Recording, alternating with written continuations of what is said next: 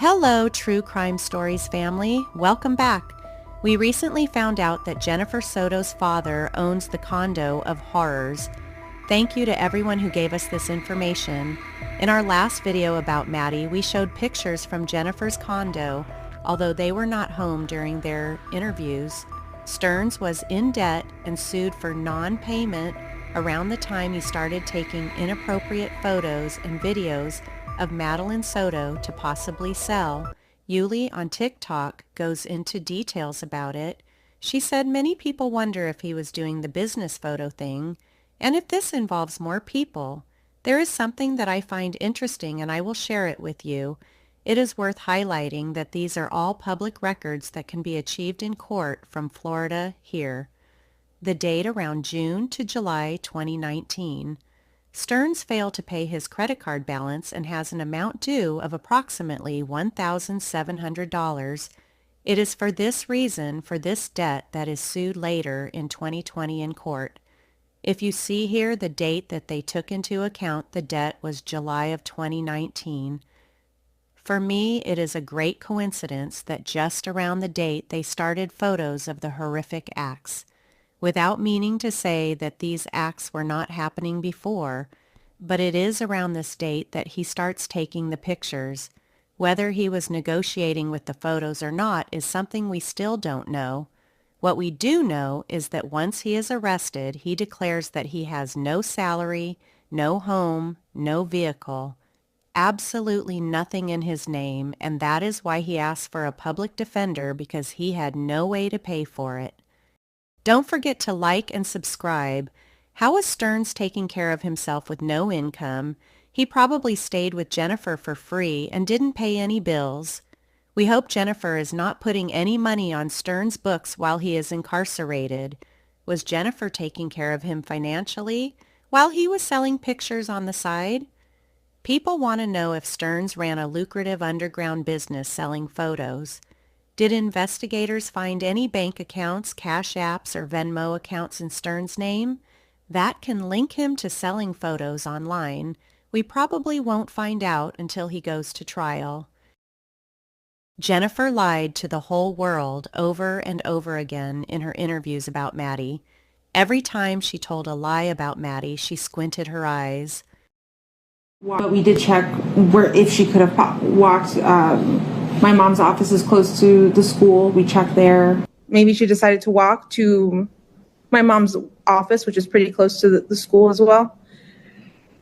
From time to time, she will leave her cell phone at home accidentally, and that's actually what happened yesterday. She left her phone at home. She did accidentally leave her phone on Monday, which is kind of normal for her. She's got ADHD and very forgetful. I've looked at all her social medias. I've looked at all her games she could have played with, any app. No weird conversations, nothing strange. Everything was conversations with. She's open to us. She's open with us about, if she's got a crush with anyone. And she told us she had a crush on someone at school. And I looked at their messages. Nothing was weird. I looked at all of her messages, all of her deleted messages. Nothing seemed weird. It didn't seem like she was talking to anyone.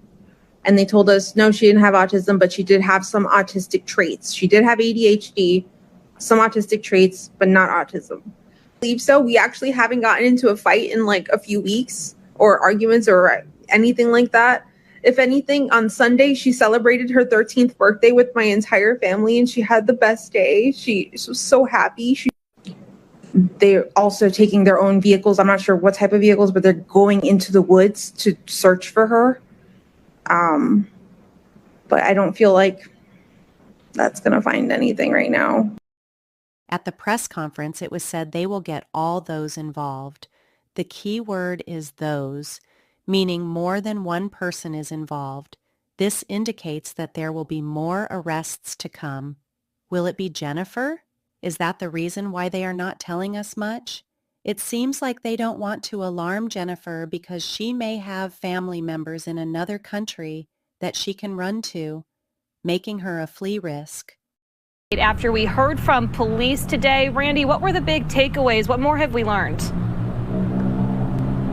So the big thing for today, the newest nugget, is that the police chief essentially emphasizing that anyone connected to Maddie Soto is considered a suspect. Very early on, a lot of the conversation centered around Stephan Stearns, who is Maddie's mom's boyfriend, as the prime suspect. But they've gotten a lot of questions since the last update, and she emphasized today that anyone who has any connection to Maddie is considered a suspect until this case is closed. Now, one of the things that detectives are still waiting on is the medical examiner's report that will confirm exactly how 13-year-old Maddie was killed.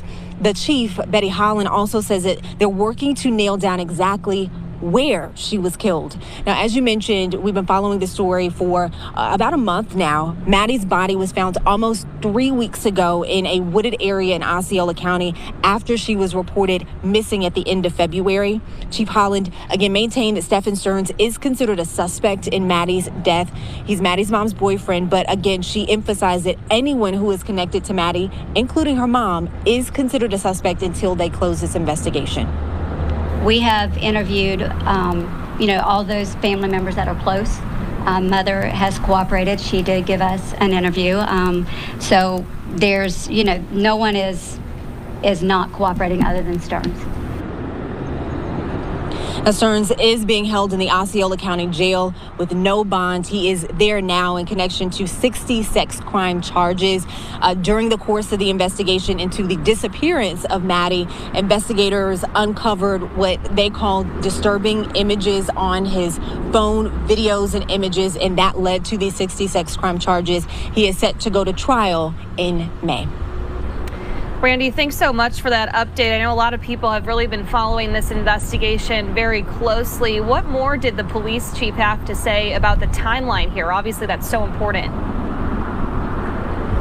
Yeah, we have gotten a lot of questions from the community about what's the status of this investigation. It's touched so many people watching this investigation unfold and certainly hoping that there would be a different outcome. So a lot of people want to know, when will Maddie get justice for her death, her murder? The chief here says that she could not give a timeline. One, because she says she wants to give her detectives enough time to comb through all of the evidence that they do have, making sure that they're not rushed so that they don't miss any details.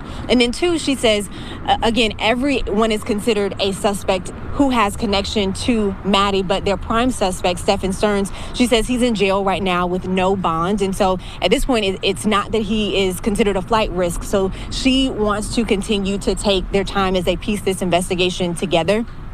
Obviously, what the outcome of today's news conference, really the tone of it, was to get in front of the camera and let the community know that they are still actively and taking this case very seriously and working to get answers, but it will take time.